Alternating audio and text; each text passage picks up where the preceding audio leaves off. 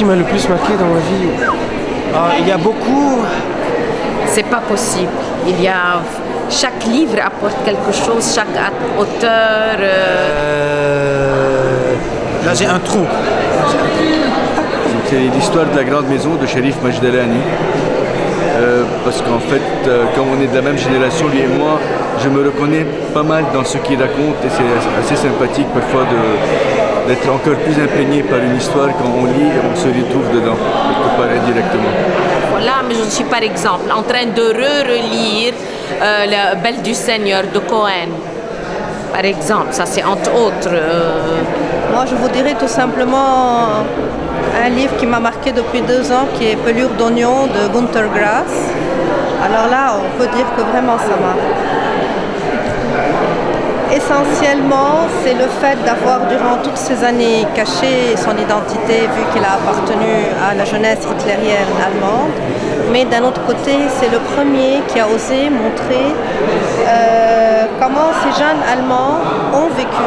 Ken Berberian, le cycliste, super. Et certainement The Nero's Game. Les 2 romans magnifiques. Donc 2 écrivains très importants. 2 sont d'origine libanaise, ce qui est intéressant. Mais des romans de grande envergure. Quand j'ai commencé à étudier les arts expressifs et la thérapie, juste aux alentours du même moment, comme ça par hasard, j'ai eu un livre entre mes mains qui s'appelle The Curious Incident of the Dog at the Night Time de Mark Haddon, qui parle d'un autiste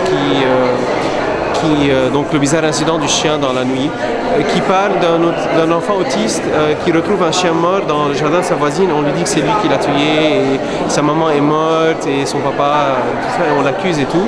Et ça a vraiment, c'est pas que ça m'a donné quelque chose de plus, mais l'humour qu'il y avait dedans et la façon dont c'est écrit, c'est riche, c'est simple en même temps, et c'est très beau, m'a permis de voir que oui, même si je me lance dans la thérapie et tout ça, ça n'a pas besoin d'être tellement cru et dur et effrayant. Il y a bien sûr les romans de Cherif Majdelani qui sont des délices.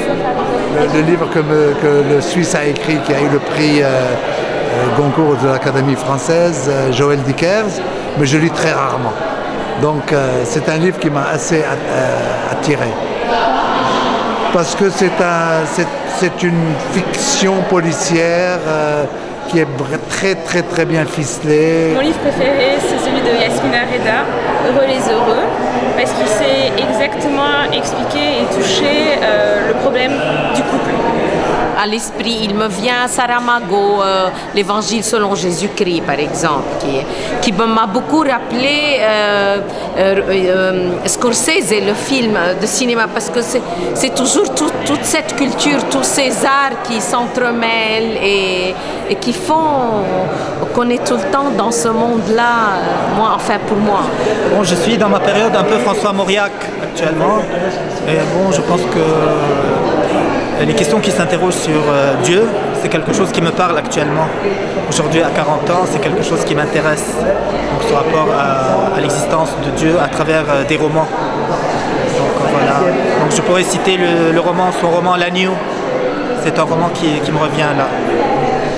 Crime et châtiment de Dostoïevski, en fait. C'est un livre qui m'a beaucoup marqué et voilà. Donc, pourquoi il m'a marqué? Parce que voilà, il est prenant en fait déjà en tant que on le lit et les faits restent un bon moment. C'est ça un bon livre quoi.